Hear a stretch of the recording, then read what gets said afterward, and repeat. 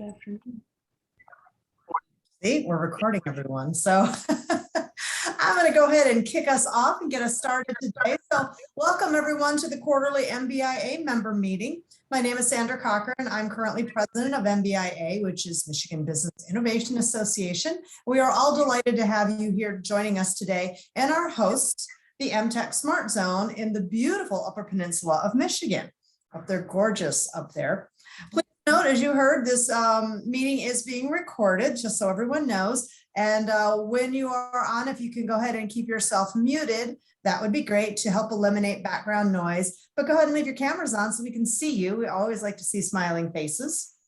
Today, I would then now like to hand the reins over to Cheryl LeClaire. She is VP of Operations at MTech SmartZone. And Cheryl, I will turn the meeting to you and let you introduce our speaker and lead us through the rest of today's meeting. Thanks. Okay, hi guys, hi everybody. Welcome to our main conference room here at Michigan Tech Enterprise Corporation SmartZone. As Sandra said, we are in Houghton, Michigan. Our TIF district is both Hancock, the cities of Hancock and Houghton. So we. Oh. That was Sandra. Okay, and so we are going to just jump right in. Our first speaker, we're going to do this in two sections. Scott MacInnes is here with us now, and he is a former city manager of Houghton.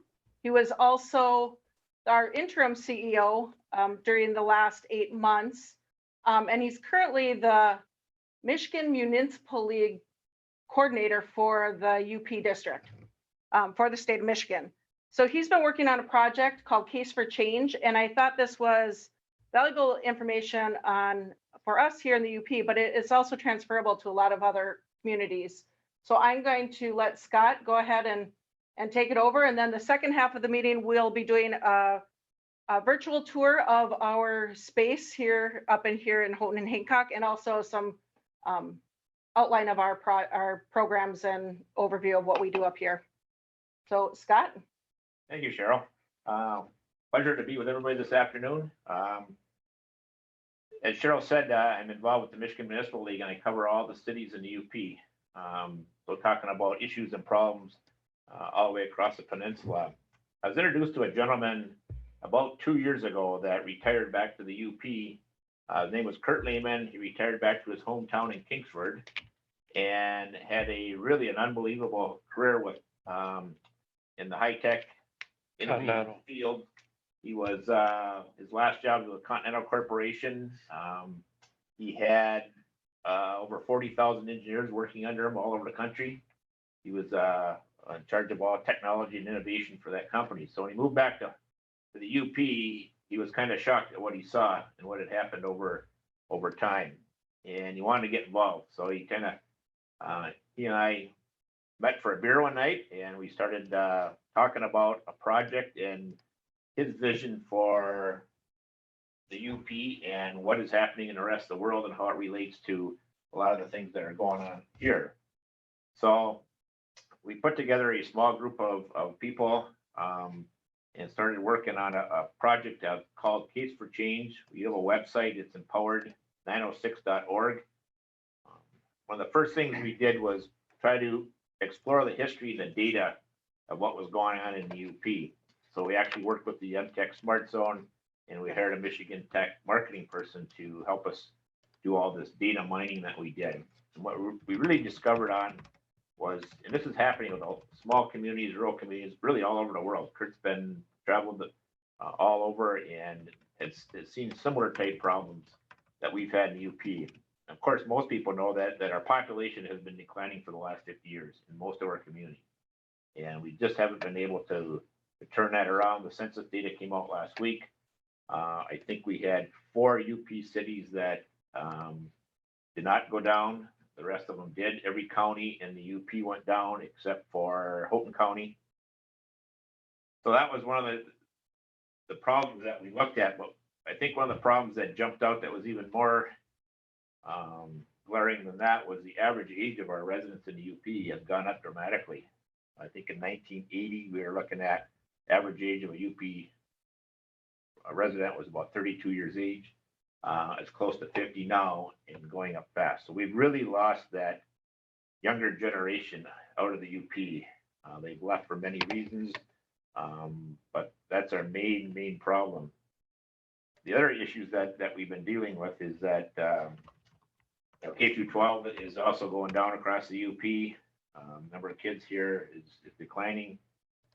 With the cities, it's really the taxable value and revenue sharing, which usually makes up about 60 or 70% of the municipality's budget, has not been keeping up with inflation.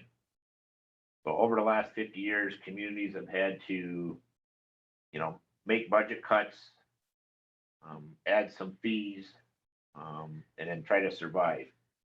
In most cases, the infrastructure is as big as it ever has been, and they have less people trying to fund the repairs and things on the infrastructure. So, and the cities really haven't, since this is such a slow progress, and every year they balance the budget. What we really looked at is they really haven't done anything to really keep up with what, like I said, with the infrastructure and stuff, but they really don't think they have a major problem. So, well, our budget's balanced, we got a little bit of fund equity, let's keep moving on. What they don't know is that if you look at the condition of the roads, the water and sewer, the city facilities, those are slowly going downhill. And it's became a major problem where a lot of our communities are starting to take down buildings in their downtown. We've got a lot of blight issues. So we're really having a major issue in trying to figure out, how are we going to start attracting young people back to our communities? Housing's a huge problem up here. Again, I mentioned blight. Get a lot of blighted properties and stuff. Communities have backed off on their enforcement because they've dropped funds. It's also a problem is that this last year, we've had an unbelievable amount of sales increases with their homes. So the young person that's trying to move up to the UP and to try to find adequate housing, whether it's rentals or to purchase a home, that has now become difficult. So that's another hurdle that we've really looking at. Jobs. There are plenty of jobs across the UP. Many of them very good paying. Many companies are struggling right now to find people to work. There's been a lot of effort to recruit people to the communities, but people, in a lot of cases, just aren't finding a place that they really want to relocate to. Although with the pandemic and stuff, that has changed things around a little bit. Our hope is that the people that have come up and done remote workforce and stuff, that they end up, liking the area and staying long term. Our fear is that after a year or two, they're going to say, I didn't get connected, or this isn't really what I wanted, and they're going to move on to somewhere else. Well, that's, one of the issues. We talked about connectivity. A lot of people that we've talked to, they move into a community and they just don't feel like they belong. And we've worked on a lot of issues in some communities on how to get people, integrated into the communities and making sure that they find people that they can do things with and to connect with. The city plans really have not changed in many years. And this is one of the issues that we are working on with our Empower 906 group, is to try to say, if we don't change our city planning, the way we're doing things and the things that we're identifying as issues and things, that we're going to get the same result in another 10 years. So Kurt, through his innovative thinking and his mind, you have to start looking at, you need a process in which to take a look and say, all right, what are these young professionals, these young people looking for? And how do we start recruiting them? In a lot of cases, we have 3 universities in the UP. Michigan Tech's around 7,000. I think Northern's around the same. Not sure what the Sioux is, but there's a attractive group right there that spends 4 or 5 years in your community, and maybe we should try to figure out how to keep those people. The Ironwood area's got Go Keep It. There's 1,000 students there. They come and they leave. So we've got the people that are here and experiencing some things here, but they're not staying again. Kurt kind of divided things into 2 fields: technology and sustainability.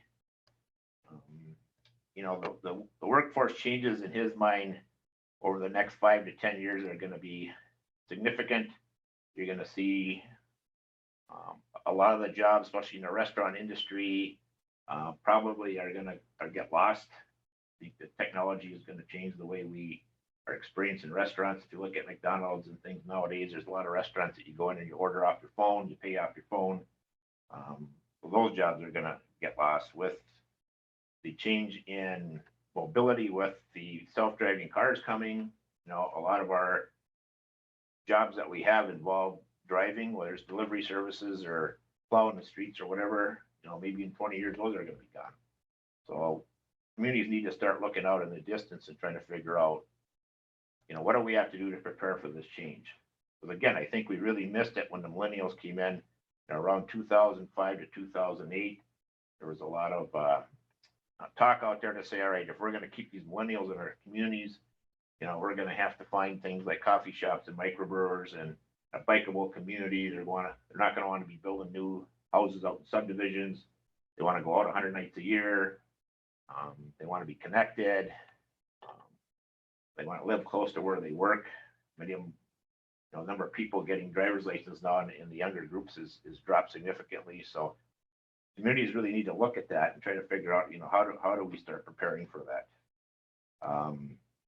You know, and with sustainability, you know, we've got some issues with, you know, I think food's going to be an issue in the future here. We're kind of at the end of the road when it comes to food, with the climate changes that are going out west and some of our water issues and climate issues.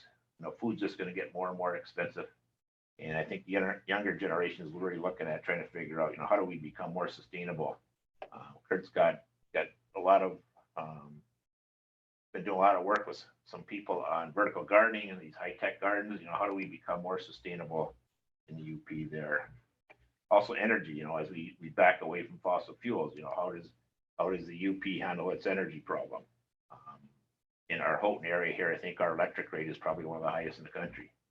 So we need to start addressing that and trying to figure out, you know, what does our energy use look in the future? And these are things that we need to start preparing for and planning for what's going to happen in the next 10 to 20 years. We've got, you know, we've started off working with all the UP city managers. We've had 2 meetings with that group already. I think they've embraced Kurt's concepts here and said that, you know, now we really need to start looking at how do communities address this, especially within our master planning process.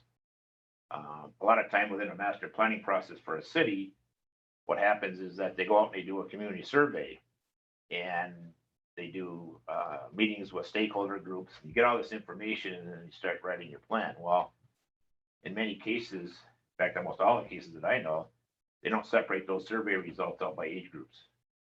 And the people, first of all, that are filling out the surveys are people over 50. That's probably 70% of the surveys that get filled out is that age group.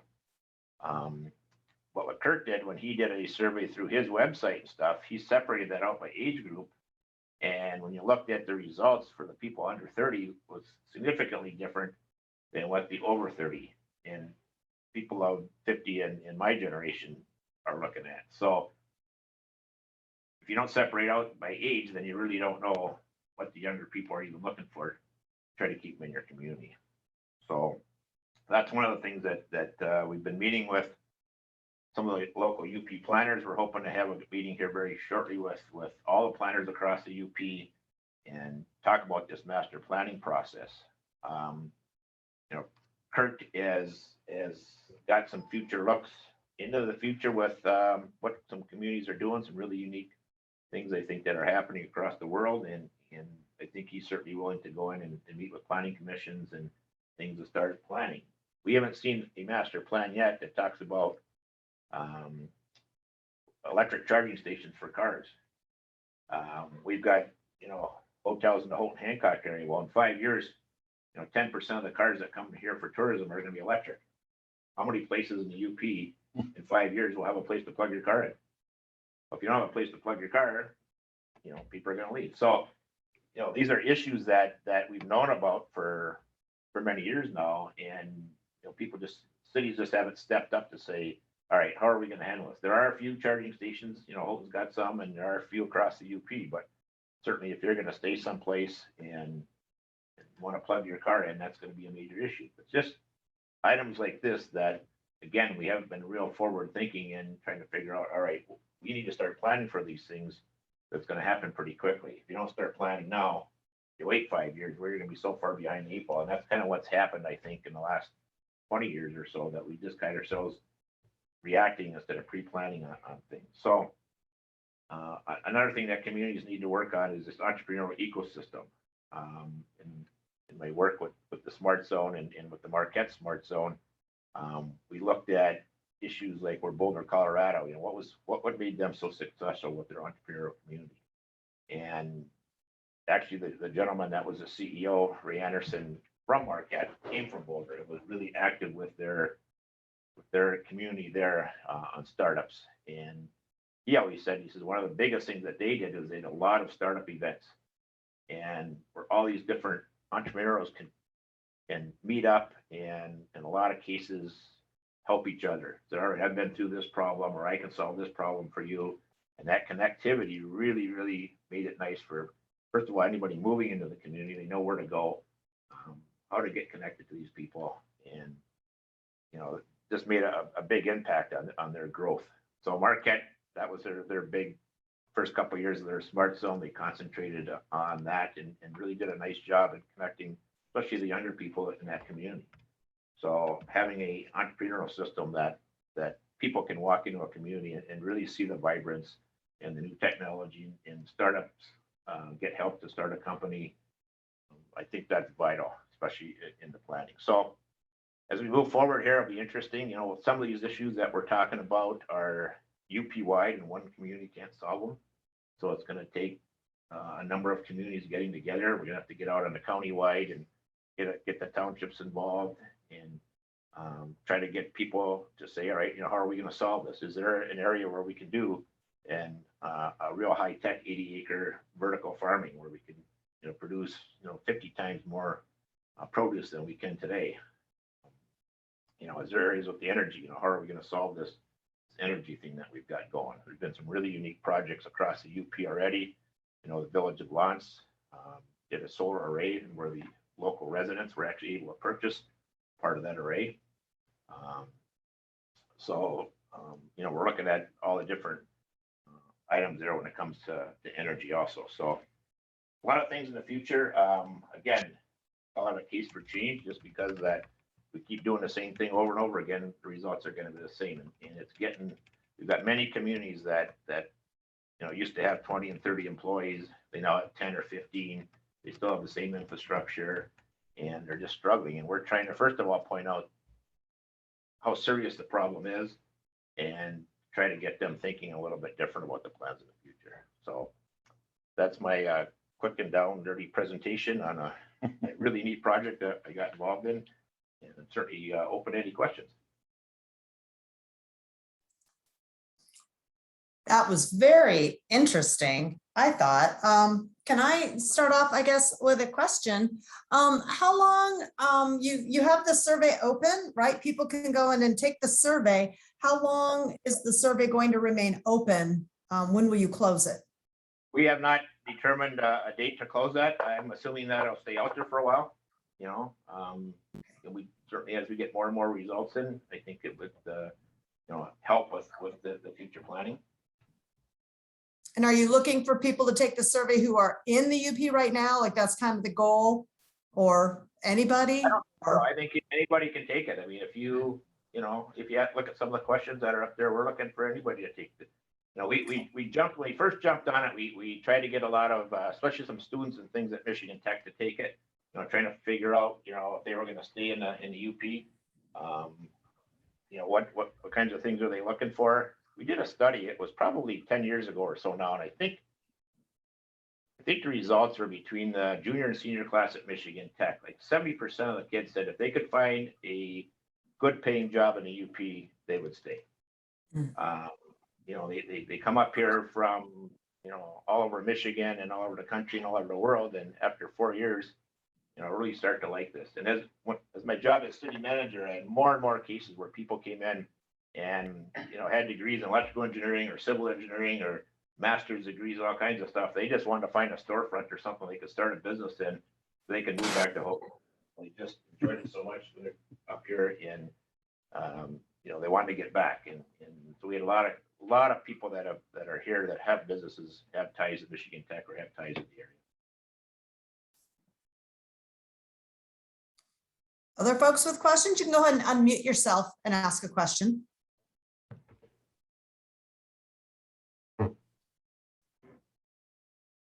No one else has questions? Okay. Like I said, we're up here in the UP. We're much more rural than most of you down in your urban areas. And so this is a significant issue for us up here, and one that's consistently being looked at. I personally can relate. I've got all kids that are either in the university or just they're out starting their careers, and how do they get back, and how do we keep them here? So it's something that is definitely warranted to look at and continue to research, and they've got a great project going on. So we're all anxious, and most of the communities around here are getting involved to find out what we can do to keep our people here and recruit new. And in our next presentation, we'll talk about some of the things we are doing to help with that. So. Great. Yeah, I found it really interesting. The age increase is really surprising. I mean, that's a significant increase. And that hasn't been in that, only the past, 20, 30 years.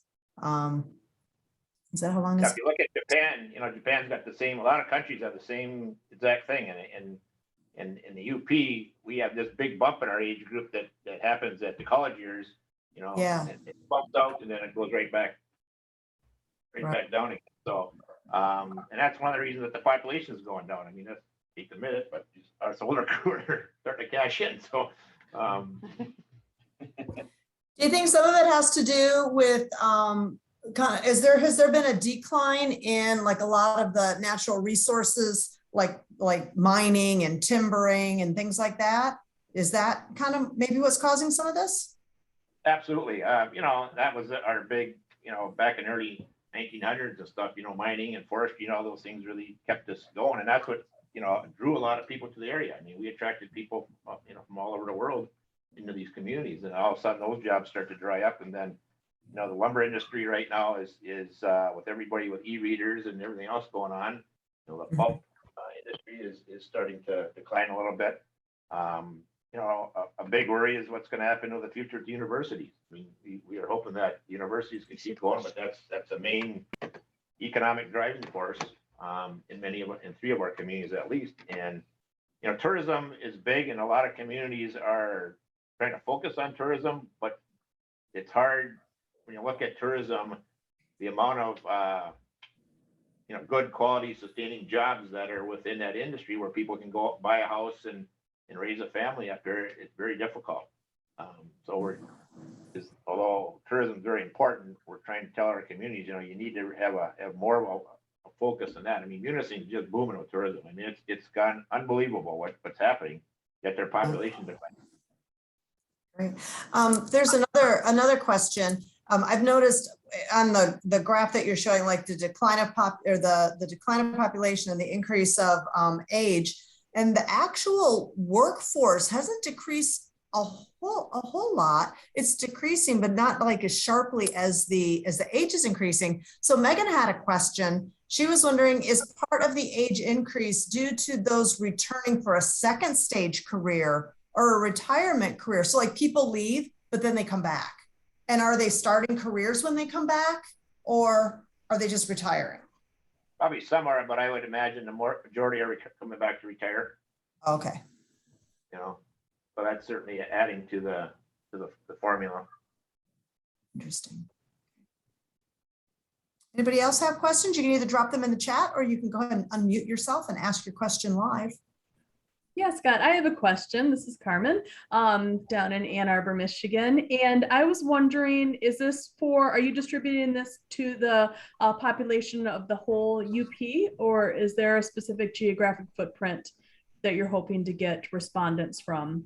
I see just, I'm looking at your website here and it says for the UP, but just wanted to see if you're going to break it down by kind of region in the UP, and would you like participants to think about the UP widely when they answer? I think right now we're looking at the UP in general. We're trying to formulate a plan to try to figure out how do we move forward. Do we start with, like the western end of the UP and start getting some projects going and then move our way out?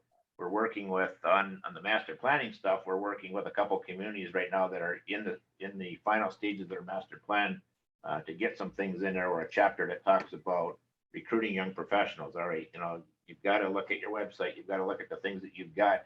You've got to get out there and sell your community and the young people that you have in your community. How are you going to keep those people? So, yeah, I mean, we're trying to, like I said, we're probably still in a pretty early stage of this. There's again, two phases. One, we're working with the individual units of government, and one, we're trying to piece together, how does the whole UP, work together? Mm-hmm.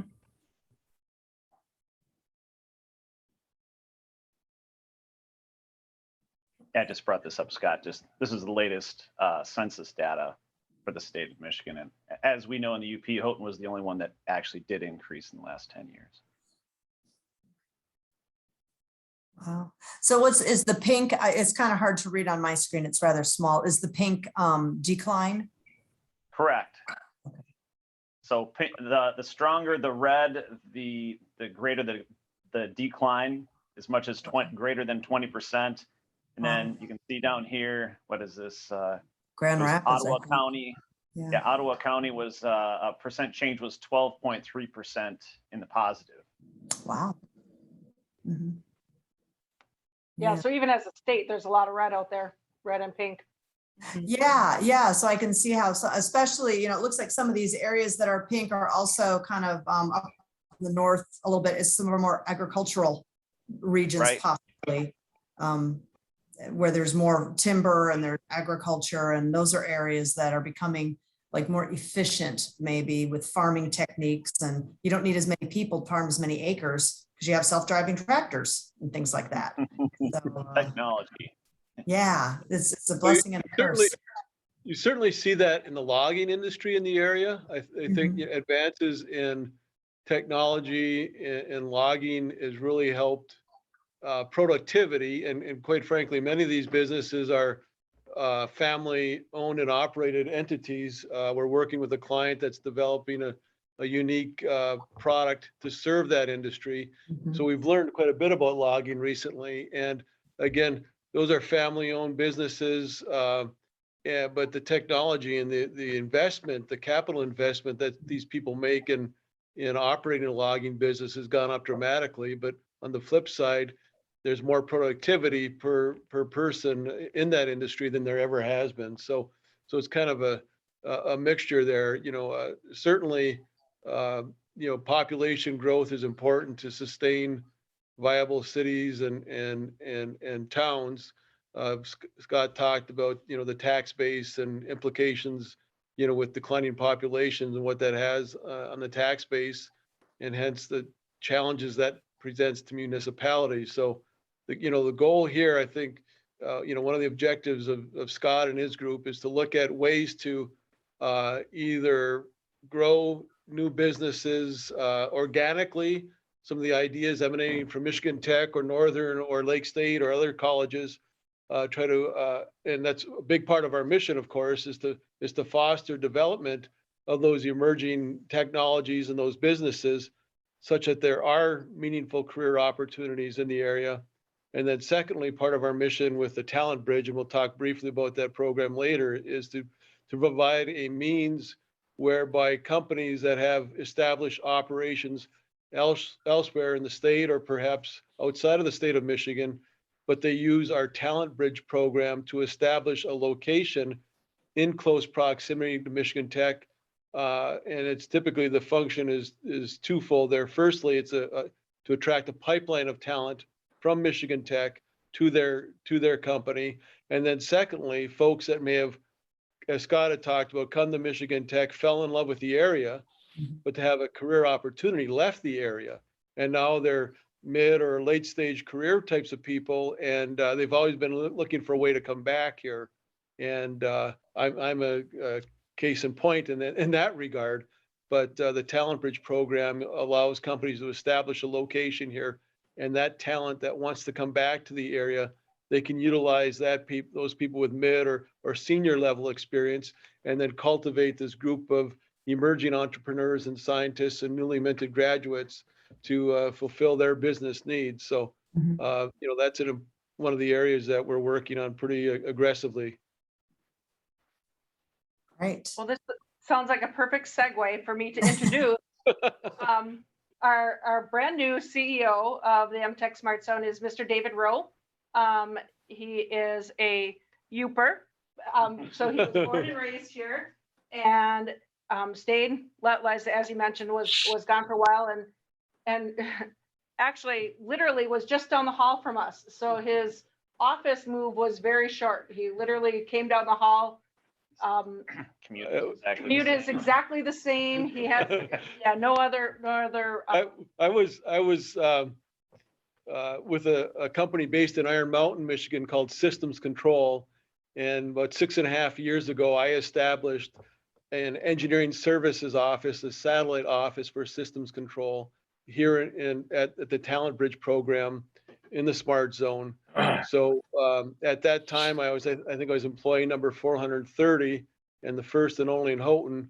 We grew that Houghton operation to north of a dozen full-time people, and then during the academic year, they'll have 3 to 6 interns working part-time. But meanwhile, our growth in the talent we were able to attract here in Houghton allowed the manufacturing facility in Iron Mountain to grow. So in concert with that, the facility added almost doubled its manufacturing capacity and now has over 750 people employed in Iron Mountain, Michigan, just a couple of hours south of here. So that's an example of how engineering and design and technical talent that can work remotely in support of manufacturing elsewhere can create a situation where it benefits the community, offers some very attractive career opportunities for folks, but also supports the manufacturing facility elsewhere. So as Cheryl mentioned, I'm born and raised in the area, born in Calumet, and did get a couple of undergraduate degrees from Michigan Tech, and then went and got my MBA at Michigan State. Spent about 19 years of my career in the Denver area, growing a group of businesses, and came back about 7 years ago. And again, I was one of those, as Scott alluded to, is looking for a way to come back, and came back to this area and found, quite frankly, an area that's much changed from when I left it. And we talk about, the entrepreneurial ecosystem, and I found a number of small companies just emerging and focusing on various areas, high-tech manufacturing and some innovative technology that's come out of Michigan Tech. So found a really vibrant, budding ecosystem, but one that needed support here. And the types of things that Scott and Kurt are doing, and the folks at MTech and other EDOs in the area, we're all trying to support that growth and create these meaningful career jobs, high-tech manufacturing, skilled labor opportunities, and that all helps with things that are important for city managers, like the tax base, and then with those things you can have amenities, the restaurants, the social activities that the millennials are looking for. So it's one of these, which comes first, the chicken or the egg. But if you don't start with one of them, you're not going to make progress. So I'm pleased to meet all of you folks. Look forward to perhaps someday meeting all of you in person. And thank you for joining us today. How's that for an introduction, Cheryl? Perfect. Okay. That was perfect. All right. Thank you. We will jump right into giving you a quick overview of our programming up here at the Smart Zone, and just we'll show you a few pictures of our facilities as we get started here. We'll go through this. That was the view from Cheryl's office, by the way. Yeah, that is the view from my office. Mm-hmm. I have to keep my back to that, otherwise I never get any work done, because there'd be a lot of squirrel moments. So I have to look at my doorway instead of that. Well, right now it's all construction, but that is our view from our office. we all have window offices that look right out at this. We want to just jump right in. Yeah, I think everybody here knows. We'll go right into our facilities. These are the 3 facilities we have. We have 30,000 square feet. Our offices are right there in the Lakeshore Center on the left. Those are our offices that, as David alluded to, we are looking right out at the canal. We have about 14,000 square feet in this building, or I'm sorry, 8,000 square feet in this building. We're in a long-term lease with Michigan Tech. So we have the first floor of this building. The top 2 floors are Michigan Tech administrative offices, and their tech transfer office is located right above us. So that's perfect for great working relationships with that office. The middle picture is our Powerhouse Building, and then the last one is our Judula Center. We'll go through a few more slides and I'll talk about those. I'm working on it. There it goes. This is the conference room we're in here. All 3 of our facilities have large conference room space with capabilities for Zoom and whatever is needed. We have iPads outside of the doors or tablets that will schedule, and it works into our scheduling system so they can, our clients, our tenants can use these just by scheduling them. We have co-working shared office space in the back. A lot of the time, if the SBDC is up here, MEDC folks from down in your neck of the woods come up and they need a place to just sit for an afternoon, we have space for them though. I mean, we just got a call for our email last week saying, hey, I'm going to be up here because we have, Governor Whitmer is going to be up in the UP this week. There's just a lot of dignitaries coming up to the UP this week. So we've gotten requests to, hey, can we come up and we need take some phone calls, just need a place to sit. So we do that. And this is one of those spaces that's here in this building that we're in now, the Lakeshore Center. The Powerhouse Building is a really cool building. The picture on the right has GE Aviation still on it, but this was actually our original office was in the Powerhouse. We own the building. It was renovated from an old power building from way back when. You can actually still see the old battery acid in the basement of the building. And it's just a beautiful building that's been renovated. We have several different companies in this building now, but in the next few months, one of our bright and shining stars, Orbion Space Technology, will be taking over this whole entire facility as they've grown. So this is just different meeting areas within the space. The next building we have is over in Hancock across the bridge. It's our Judula Center. And that was what looked like an old hospital, the big tall building.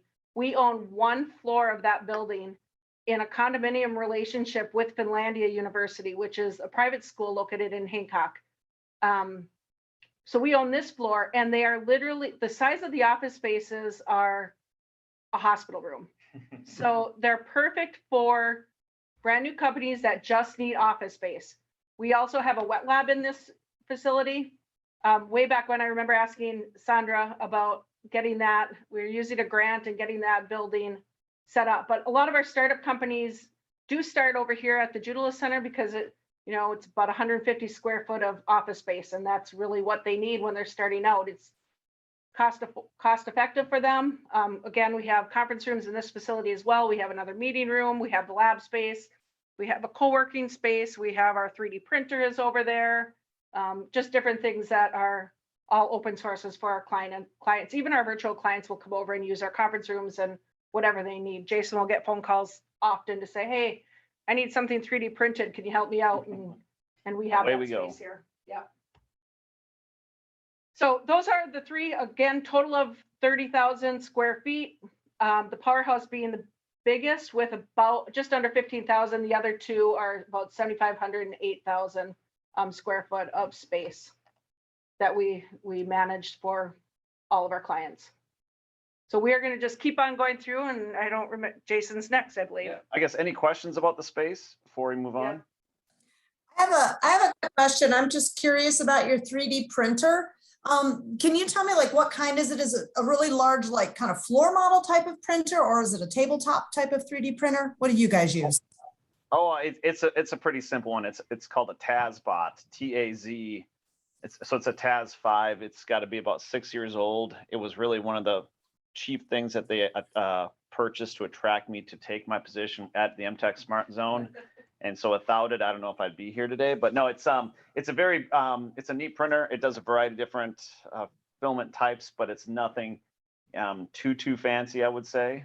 But it does the job for what we need for our different types of startups who might need, just to see what it is that they're trying to create or design. So sometimes it's something simple and basic like that, and that's good enough. Great. Yep. Thank you. That's kind of what I've gotten. I wondered if somebody else had kind of the same kind of thing, or Right. or if I'm just really like being way low tech. It sounds like I've kind of got about the same thing. So I'm glad to hear. Right. Thanks. All right. Any other I guess questions? No, I don't really have a question, but I guess I'll just jump back in and just say how impressed I am with the level of collaboration you have with the other entities and service providers around you. I'm blessed to be able to have been to each of those buildings and seen everything in person. So I would just strongly recommend anybody who's on the call today, if they get a chance to get up to Houghton, sometime soon or in the future, please ask to see their facilities. It's very impressive. And the team up there is just a wonderful team and doing great work. So I'm just going to kind of give my testimonial to that. And then hopefully, yeah, absolutely. It's a great So glad team you're in the call there. today. Yeah. But yeah, sorry. We do love to show off our space. So please, please come up and give us a call, reach out to any of us, and we're always happy to show it off. Yeah, absolutely. And I don't disagree. That view of the bridge is stunning. Absolutely. Excellent. Mm-hmm. Go ahead. All right. So next, I think we'll just walk through some of the programming that we take part in, and I'll kick this off. As I think a lot of you know, we as a smart zone, we start off rather early. Our ideal candidate falls through this funnel, gets all the way to the end, and is a commercial reality. They are actually successful. They're Michigan proud based local, located companies here, either in the UP or in Michigan. But there's a whole lot of work, as I think everybody here knows, that goes into it. And so a lot of what we're doing here to begin with is talking to those professionals, talking to those engineers, whether they're students at Michigan Tech, maybe there's folks in the community.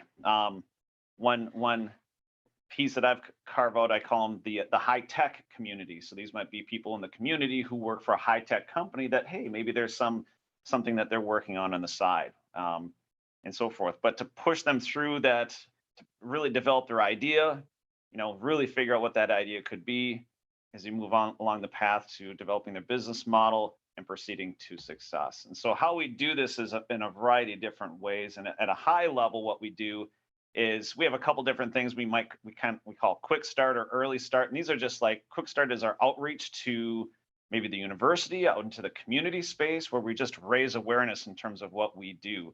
And so we've got a quick start session tomorrow at our local public library. We'll see who shows up. We'll have fun nevertheless.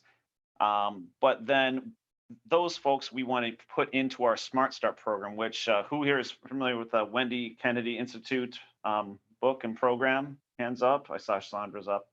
So anyway, so we do use an off-the-shelf book or program as a basis. Nice thumbs up, Sandra. And so we use that for the basis for that curriculum. And really that's, again, going back towards working through their ideation process to maybe getting started with their business model, right?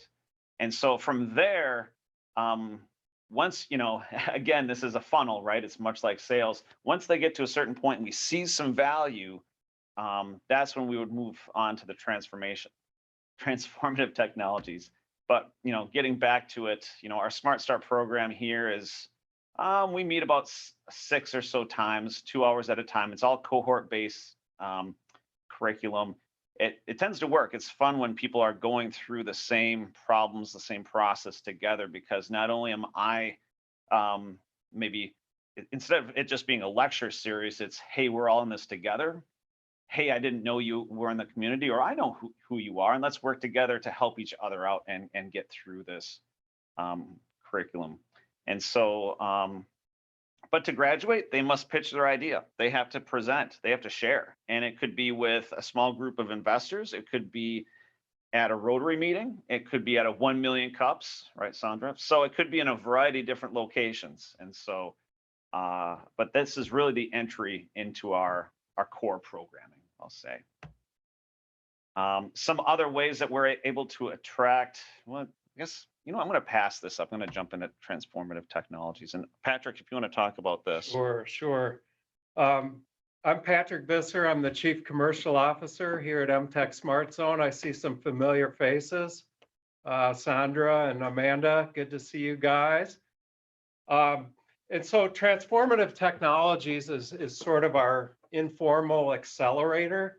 So Jason, you know, works with our ideation and incubation stage companies through the Smart Start program and some of the other early stage programs he mentioned. I focus on a little bit different types of companies. These are companies that will have at least, say, $100 million market potential, and typically have the possibility of adding significant amount of jobs to our local area. And so that becomes a smaller funnel of companies that come into our transformative technologies program. And what it really is a one-on-one intensive based program where I work with a smaller handful of companies to really drive the company towards commercialization, revenues, customers, and beyond, and get them in that early growth stage and really get it moving. So I will do all kinds of different activities. You can see a list of different commercialization activities that I'll be involved with, depending on the needs of the company. Very often, I'm involved in private investment funding for those companies. And so I work a lot with the different angels and seed stage funds across the state of Michigan. And so I do a little bit of traveling and networking in that regard as well. And so, yeah, you can go to the next slide. So I think, you know, most folks have heard of one of our bigger success companies, and that's Orbion Space Technologies. Orbion was recently in the news for a $20 million Series B. And Orbion now has, I guess it's been about 5 years since they started. They're over 30 employees and are adding 30 more here very quickly.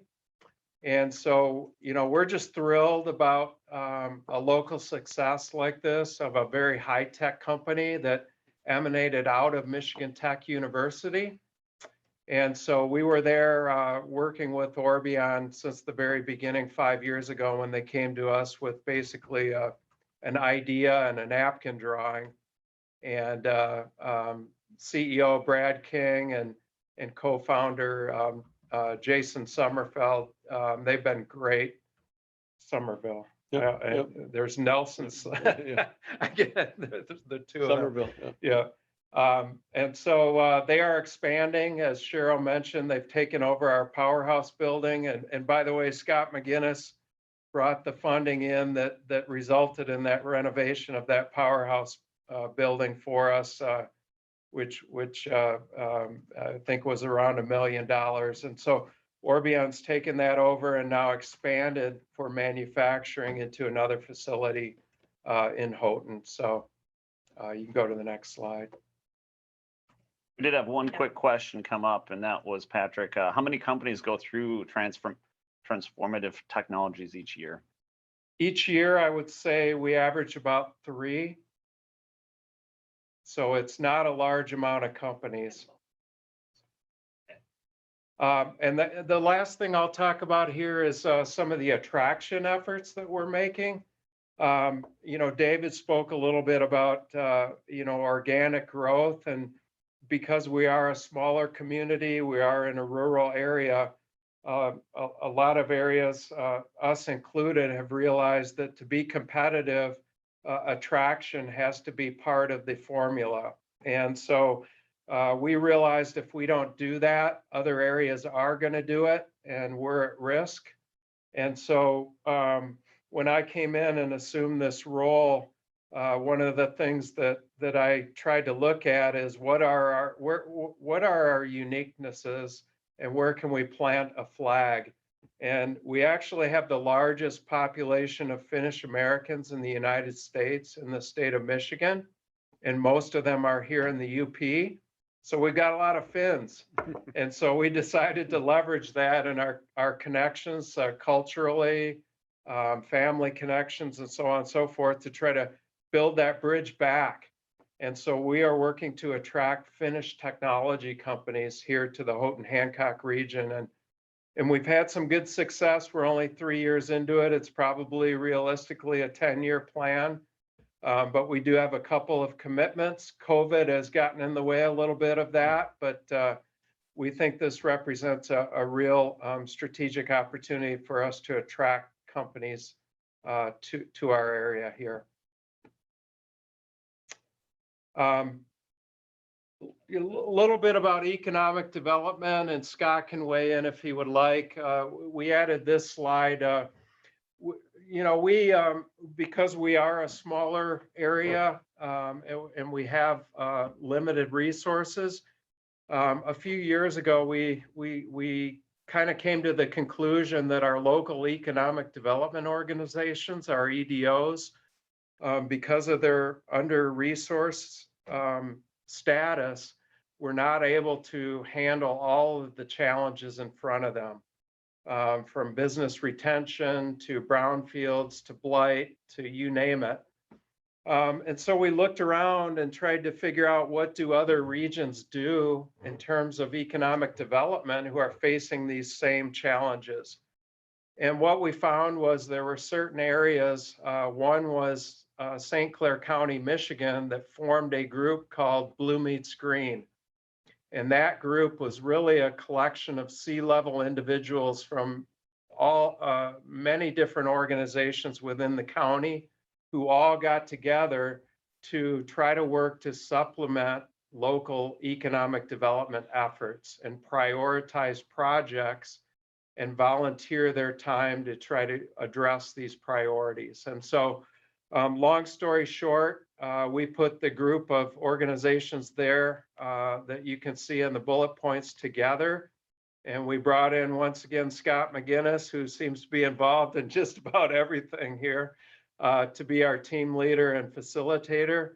And Scott's done a great job with that. And so we are on our way, and we are working on projects like our airport service, our air service and airport, housing, and a number of different prioritized projects. So it's something that we call Team Peninsula, and we're hoping that this strategy will work for our area.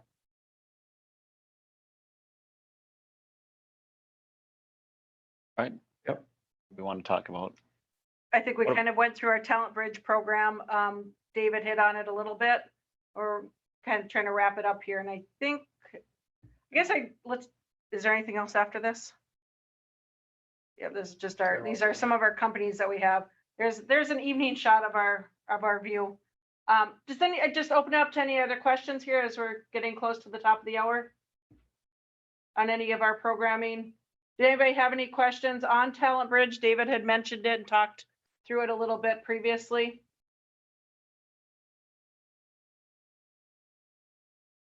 Good. Excellent. Okay, well that's it for us up here in the UP. All right, well, thank you. Before we get ready to sign off, Carmen, I want to turn this over to you and let you wrap this up for us, if you would. And unmute myself. Thank you, everybody from the MTech SmartZone. We really appreciate all the time that you've given to our membership today and to those who have been able to log on, as well as folks who might be listening after the meeting, because we do post this on our website and share it with our members. And so your message is going to be able to get out to all of our membership and hopefully beyond. So thanks to everyone up there. And I hope I get a chance to come up there sometime in this next year to see everybody in person. And with that, I'd actually like to just talk about the MBIA just a little bit. I think most folks who are on the call right now are familiar with the MBIA and what we do, but we are a membership organization serving the innovation ecosystem here in Michigan.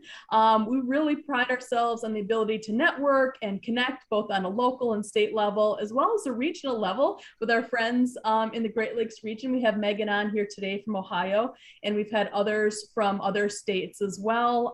And then additionally, we serve as an advocate to the Michigan legislature with all the good work that you guys are doing in our local and regional economies. We're able to kind of promote that on the state level, as well as those folks kind of take our message back, hopefully to DC, and are able to promote straight from the voices of our ecosystem partners here. We actually offer support to your training program. So if you have, part of your education training, you want to kind of cast a wide net and share that message, please lean on the MBIA. We're able to kind of promote and be stewards of your programming. And again, direct that information back out to the larger ecosystem. We also serve as a clearinghouse for information on business incubation, innovation, acceleration, and all the different levels of involvement within the ecosystem, again, not only in Michigan and beyond. We, much like a lot of you guys this past year and a half, we pivoted to virtual meetings. That's why we're having our virtual member meetings these days, but we're very much looking forward to being able to bring our membership and partners back together in person in 2022. So please stay tuned for that. But in the meantime, we're working tirelessly to kind of promote the association virtually through these virtual member meetings. And then again, we want to be able to be a leader in the ability to leverage resources and serve multiple programs statewide. So if anybody is not a member and would be interested in learning a little bit more about membership, please send Sandra or myself a message, and we can talk you through the membership levels of the association and what other benefits you receive. And then if you know of anybody in the ecosystem who might benefit from being a part of our membership organization, please send them our way as well. And with that, I think I'd like to just do one pitch for our upcoming virtual member meeting. Again, we host these quarterly, so it's going to be held in November, and the Ann Arbor Spark SmartZone is going to be hosting that event with a tour and a special topic and a special speaker to be announced. So please stay tuned for that. And I guess with that, I think I would just like to wish everybody a good afternoon. Thank you again to our friends in the UP, as well as across the state. I see folks from the west side, central Michigan, the southeast side, as well as Ohio. And I hope everybody has a good rest of your week. And I'll just say, thanks everybody, and have a good day. Thank you. Thank you. Take care. Thank you. Take care.